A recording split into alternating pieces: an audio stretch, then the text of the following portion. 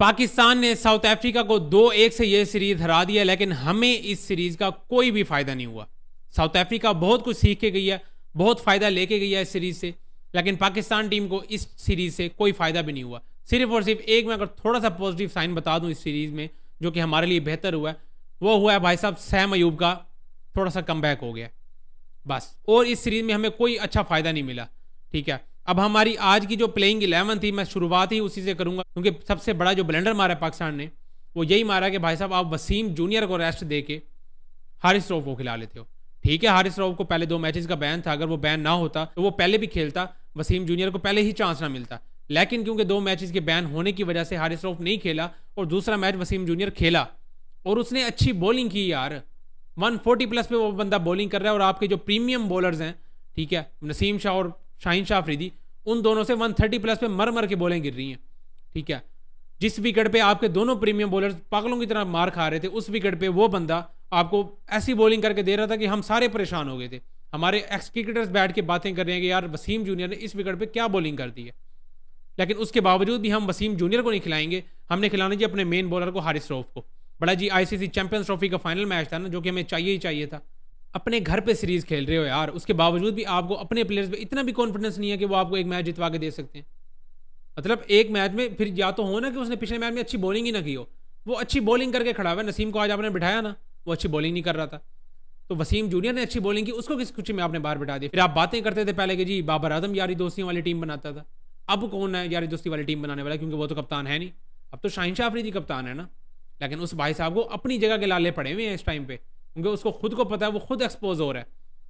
अब इसी विकेट पे बर्गर की बॉलिंग देख लो आप, और इसी विकेट पे शाहीन शाह अफरीदी की बॉलिंग देख लो। इस पूरी सीरीज में शाहीन शाह अफरीदी ने पहले बॉलिंग भी करके देख लिया और सेकंड इनिंग्स में भी बॉलिंग करा के देख लिया, फिर भी आप फर्क दोनों में देख सकते हो कि बर्गर बहुत बेहतर था शाहीन शाह अफरीदी से। ठीक है, लेकिन नहीं भाई साहब, वो एक्सपोज हो रहे थे, तो वसीम जूनियर कैसे 140 प्लस आगे बॉलिंग कर सकता है, अच्छी लेंथ को हिट करके कैसे वो बैटर्स को पागल कर सकता है। हम तो नहीं कर पा रहे, तो चलो उसको उठा के बाहर फेंक दो, हारिस रऊफ को खिला लो। ठीक है, उसका वैसे भी पता है वो भाई साहब रन के लिए माने जाते हैं आजकल, तो हारिस रऊफ को आप खिला लेते हो वसीम जूनियर की जगह। सीधा सीधा नाइंसाफी पहले नंबर पे एक ये हो गई। दूसरे नंबर पे हम अपनी घर की कंडीशन में खेल रहे हैं, लेकिन हमें प्लेयर्स बनाने का कोई अता पता नहीं है।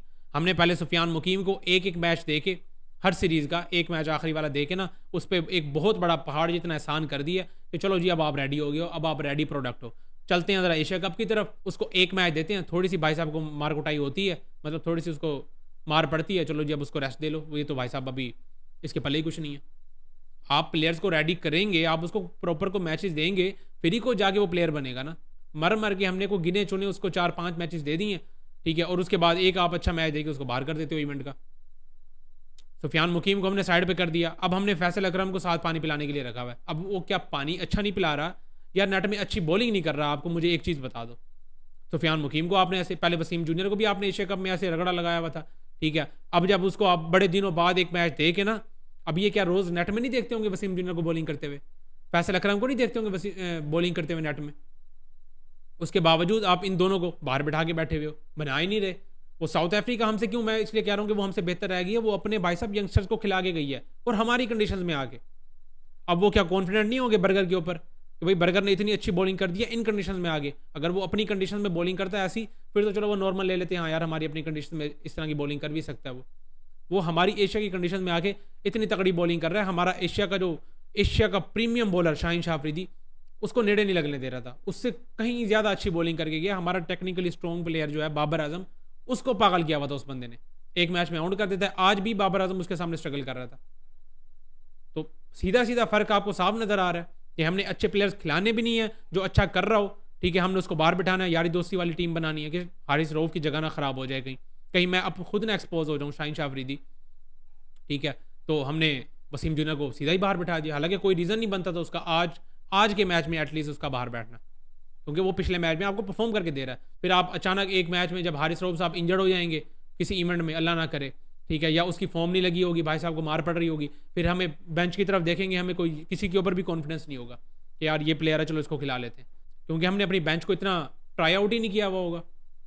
और हर इवेंट में हमारे साथ ऐसे होता है कि हमारा कोई मेन प्लेयर इंजर्ड हो जाए, पीछे बैकअप की तरफ नज़र दौड़ाते हैं तो हमें कोई प्लेयर ही नज़र नहीं आ रहा होता।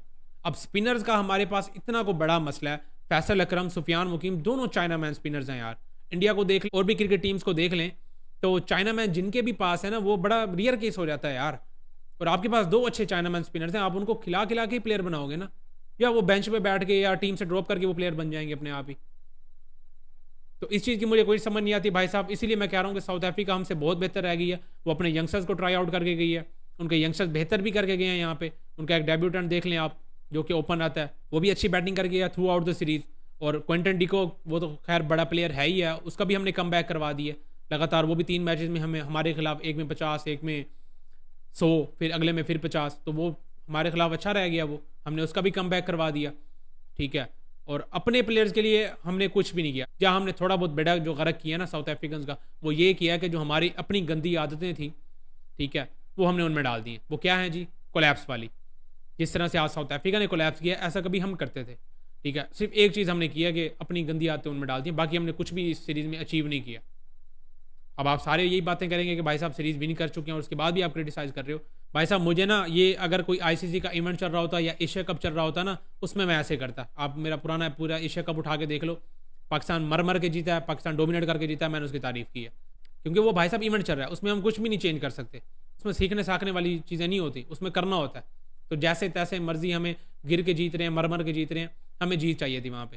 लेकिन भाई साहब यहाँ हम सीख रहे हैं, यहाँ हमने अपनी टीम बनानी है 2027 के वर्ल्ड कप के लिए। तो ऐसे तो कभी भी टीम नहीं बनेगी कि आप अपनी घर की कंडीशन में भी, ठीक है, आप अपने मेन प्लेयर्स खिला रहे हो। अब आगे श्रीलंका के खिलाफ जो हमारी स्क्वाड अनाउंस हुई हुई है, वो भी सेम यही हुई हुई है।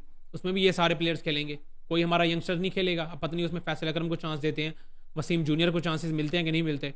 क्योंकि जीतने पे तो सारी बातें कर रहे होंगे कि पाकिस्तान ने जी 2-1 से सीरीज हरा दी दक्षिण अफ्रीका को। ये भी मेंशन करोगे आगे सी टीम थी, उनकी सी टीम को हमने हराया और अपनी कंडीशन में हराया। ये चीज़ लाजमी मेंशन करो, ठीक है। हम यही सीरीज बायलैटरल सीरीज विन करते रहते हैं, फिर इवेंट में जाके हम इतना कुछ जलील हो रहे होते हैं ना, ठीक है, वन साइडेड। हम तो यार अब इवन के ग्रुप स्टेज में ही फारिग हो जाते हैं। अब लेके आ जाना एशिया कप वाला फाइनल की, हम तो जी फाइनल खेले थे, मुझे पता कैसा फाइनल खेले हो आप। एक अच्छी टीम थी, उसके खिलाफ आप 3 दफ़ा हारे हो, बाकी तो सारी आपके पल्ले की टीम थी, सब आपके बराबर की टीम थी ना। तो उनके खिलाफ आप जीत के भी आपने क्या कर लिया? जो मेन एक टीम थी, जो एक अच्छी टीम थी, जो वर्ल्ड क्रिकेट के हिसाब से अच्छा डोमिनेट करने वाली टीम थी, उसके खिलाफ तो हम 3 दफ़ा हारे हैं।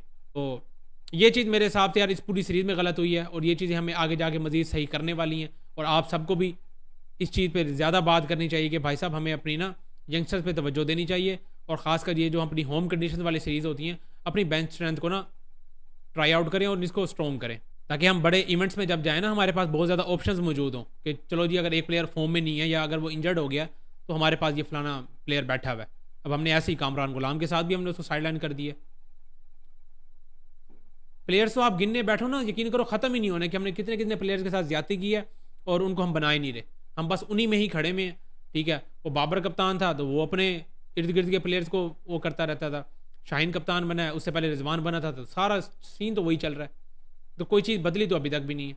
खैर भाई साहब कब बदलेगी ये सारी चीज़ें, आज के मैच पे बात करते हैं। तो भाई साहब पहले तो एक मुबारकबाद बनती है साउथ अफ्रीका को, ठीक है वो सीरीज़ हार गया, लेकिन एक खुशखबरी जो उनको बनती है वो ये है कि टॉस जीत गए। मतलब जब से वो बेचारी टीम यहाँ पे आई है पाकिस्तान में, टेस्ट सीरीज़ खेल लिया है, T20 सीरीज़ खेल ली है, वनडे सीरीज़ पहले 2 मैचेस खेल लिए हैं, लेकिन भाई साहब टॉस ही नहीं जीते। तो खैर भाई साहब खुशखबरी है उनके लिए कि एक टॉस एटलीस्ट वो जीत के जा रहे हैं यहाँ से। तो टॉस जीत के पहले भाई साहब बैटिंग कर लेती है। मुझे तो कोई समझ नहीं आती कि क्या सोच के वो पहले बैटिंग कर रहे थे। हालांकि ड्यू पड़नी थी आज और हल्के हल्के चांसेस नज़र आ भी रहे थे ड्यू के, और अब तो ड्यू ने शुरू होना था और उससे पहले हमने मैच ही ख़त्म कर दिया। तो मुझे नहीं समझ आ रही थी पहले बैटिंग क्यों किया उन्होंने। खैर भाई साहब पहले बैटिंग करने का फैसला करते हैं और उसके बाद वही होता है जो पाकिस्तान करती आ रही है इतने अरसे से, कि 1-2 आउट होने के बाद तो उसके बाद हम ऐसे गिरते हैं ना ताश के पत्तों की तरह, जैसे आज साउथ अफ्रीका गिरी। भाई साहब डी कॉक अच्छी बैटिंग करके जाते हैं, साथ उनका डेब्यूटेंट वो भी अच्छी बैटिंग करके जाता है, लेकिन जैसे वो दोनों आउट होते हैं और उसके बाद तो ऐसे गिरती है ना ताश के पत्तों की तरह टीम, जैसे भाई साहब उनको खेलना ही ना आ रहा हो। तो 143 पे ही साउथ अफ्रीका को हमने ऑल आउट कर दिया। लेकिन जो हमारे आज बॉलर्स बने हुए थे भाई साहब, इब्रार साहब तो आज शेन मोहन बने हुए थे, वो तो किसी के हाथ ही नहीं आ रहा था। वो बंदा 4 राउंड करके जाता है, वो बंदा सिर्फ और सिर्फ 28 रन दे के 10 ओवर अपने पूरे करके जाता है कोटे के, ठीक है। और तगड़ी किस्म की बॉलिंग किया उस बंदे ने। लेकिन साथ ही साथ मैं थोड़ा क्रेडिट विकेट को भी दूंगा, क्योंकि काफ़ी जितने भी आउट हुए हैं बॉल इतने नीचे रह रहे थे उनके, ठीक है। तो जैसे तैसे भाई साहब हमने आउट तो किए हैं, तगड़े आउट किए हमने। और अगर इन्हीं कंडीशन में हमारे बच्चे को अगर डेब्यू करा देते तो चलो उसका भी डेब्यू अच्छा हो जाता अपनी कंडीशंस में। और अगर साउथ अफ्रीका के खिलाफ वो 2-3 आउट कर देता, वो भी कॉन्फिडेंट हो जाता, आपको भी थोड़ा सा ज़रा पता चल जाता कि भाई साहब हमारे पास एक और यंगस्टर बैठा हुआ है। खैर पता नहीं कब ये चीज़ें सीखेंगे। तो इब्रार के साथ साथ मोहम्मद नवाज भी अच्छी बॉलिंग करके जाते हैं, 2 आउट वो भी बंदा कर जाता है। और आगा भी आज नहीं हाथ आ रहा था भाई साहब, आज विकेट कुछ इस हिसाब से थी कि आगा भी नहीं हाथ आ रहा था, वो भी भाई साहब डिजोर्जी को आउट करके जाता है। तो ठीक ठाक बहरहाल हमारे स्पिनर्स ने डोमिनेट किया, और शाहीन शाह अफरीदी भी आके नीचे से चलो 2 काउंट करके वो भी अपने विकेट्स कॉलम में चलो 2 विकेट्स ऐड कर लेते हैं, वरना भाई साहब हालत उसकी भी आज कोई नहीं थी। ठीक है, अच्छी बॉलिंग की है उस बंदे ने, लेकिन यार ये टीम नहीं है मेरे हिसाब से। मैं फिर वही बात करूँगा, फिर हमारी हालत ख़राब हुई हुई होती है। ये तो शाहीन जो थोड़ा बहुत बच जाता है ना, एक्सपीरियंस बहुत ज़्यादा हो गया, वरना इस पेस पे यकीन करो इसको बहुत मार है शाहीन शाह अफरीदी को। और साथ हमारे नसीम शाह को तो वैसे ही हम क्या ही बात करें उस पर, वो तो अजीब ही स्लो वंस पे लगा हुआ है। हारिस रऊफ़ को जिसको हमने जी वसीम जूनियर की जगह पे खिलाया था आज, तो सिर्फ और सिर्फ 3 ओवर्स करवाए उससे। भाई साहब 3 ही ओवर्स करवाने थे, फिर वही वसीम को ही करवा लेते। चलो हम ये तो बात ना कर रहे होते ना कि भाई आपने फैसला ही गलत कर लिया वसीम को बाहर बैठाने का। खैर भाई साहब पाकिस्तान की बॉलिंग टोटल डोमिनेट करते हुए 143 पे ऑल आउट कर देती है साउथ अफ्रीका को, और उसके बाद आ जाती है हमारी बैटिंग जब 144 ही चेज करना था, मैंने तो कहा कि भाई साहब 15 ओवर में चेज करके सुकून से साइड में मारेगी हमारी टीम। वो तो भाई साहब फिर है ही पाकिस्तान की टीम, कैसे आपको ये सुख का सांस ले लेने दे। दूसरी ही बॉल पे, इनिंग्स की दूसरी ही बॉल पे क्या तगड़ा किस्म का मैं कहता हूँ बर्गर ने बोल्ड मारा ना फ़खर जमान को। यकीन करो प्लेयर हमारा आउट हुआ, लेकिन देखने का मजा आया। इतनी को प्यारी डिलीवरी थी ना वो, ऐसी डिलीवरी हम एक्सपेक्ट करते हैं शाहीन से। 140 प्लस की बॉल पे, मेरा ख्याल है 144 का वो बॉल था जहाँ फ़खर जमान के 14 तबक रोशन हुए थे, जैसे वो भाई साहब आउट गए और परेशान देख रहा है बार बार विकेट को, ये लग के इतना अंदर कैसे। ठीक है, तो इस तरह से भाई साहब फ़खर जमान आउट हो जाते हैं, और उसके बाद आ जाते हैं हमारे बाबर आजम साहब। चलो जी थोड़ा स्कोर है आज, तो बॉबी ना ज़रा 50 एक लगाएगा, ज़रा कम बैक आ जाएगा इसमें भी, वनडे में भी। ठीक है, लेकिन बॉबी साहब कहते हैं क्यों भाई कम बैक क्या होता है, मैं तो भूल चुका हूँ अब कम बैक को, रन्स तो मैंने करने नहीं ना अब। बॉबी भाई साहब अच्छा लग रहा था, अच्छा खेल रहा है वो, हालांकि बर्गर ने थोड़ा परेशान किया हुआ था, लेकिन फिर भी यार अच्छा खेल रहा था वो। लेकिन फिर वही बैड लक खड़ी हुई है, मतलब यही एक चीज़ बाकी रह गई थी बाबर आजम के आउट होने का, ये एक तरीका रह गया था। बाकी तो हर तरह से माशाल्लाह से बाबर आजम आउट हो चुके हैं। LBW भी हो गए, आउटसाइड एज लगवा के स्लिप भी लगवा के जा चुके हैं, और उसके बाद स्पिनर से भी LBW हो जाते हैं, स्लिपें भी लगवाई हुई हैं बाबर साहब ने। तो हर तरह से तो बाबर आजम आउट हो गए, ये एक रन आउट ही बाकी रह गया था भाई साहब। तो बाबर ने कहा क्यों नहीं अपने डाउनफॉल में ज़रा अपने फैंस को थोड़ा मजीद जलील करा देता हूँ, तो आज ज़रा रन आउट होकर दिखाते हैं उनको कि कैसे रन आउट होते हैं बाबर आजम। खैर भाई साहब बाबर आजम आज रन आउट हो जाते हैं, लेकिन एक एंड से सैम अयूब क्या कमाल की इनिंग्स खेल के जाता है वो बंदा। लेकिन फिर वही पाकिस्तानी प्लेयर्स में फिनिश ना करने वाली आदत, सारी इनिंग्स में वो बंदा डोमिनेट करके लास्ट में जो आउट होकर चला जाता है ना, मज़ा नहीं आता। मज़ा असल मतलब जो बैटर अच्छा खेल रहा है वो फिनिश करके जाए तो कितना ज़्यादा देखने वाले को भी मज़ा आता है, खुद खेलने वाले को भी मज़ा आ रहा होता है कि मैं खुद फिनिश करके जा रहा हूँ, तो खेलने वाले को भी ऐसे मज़ा आता है और देखने वाले को भी। लेकिन भाई पाकिस्तानी प्लेयर्स फिर वही लास्ट मोमेंट पे आउट हो जाता है बेचारा वो भी, लेकिन अच्छी इनिंग खेल के गया। और वनडे का जो मैं पहले भी बात कर रहा था कि वनडे का उसका रिकॉर्ड बहुत अच्छा चल रहा है, वो उसने भाई साहब मेंटेन रखा हुआ है। अब 3 50s हो गई हैं, 3 सेंचुरीज हो गई हैं उसकी, तो वनडे का उसका रिकॉर्ड ठीक ठाक चल रहा है। T20 में जो उसने गंद मारा हुआ था चलो उसको उसमें ही रहने देते हैं, लेकिन वनडे का रिकॉर्ड उसका फिर भी अच्छा चल रहा है। तो आज भाई साहब 77 की अच्छी इनिंग्स खेल के जाता है वो बंदा। यार 144 का चेज था, कोई मसला होना ही नहीं था इसमें, और हम बासानी 7 विकेट से ये वाला मैच जीत जाते। तो खैर भाई साहब ये था इस पूरे मैच का निचोड़, इस पूरी सीरीज़ का। आप सबको क्या लगता है कि जो हमने बातें की हैं वो ठीक भी की हैं? जो आपकी राय है लाजमी कमेंट्स में शेयर करें। बाकी इस वीडियो में इतना ही, मिलते हैं नेक्स्ट वीडियो में।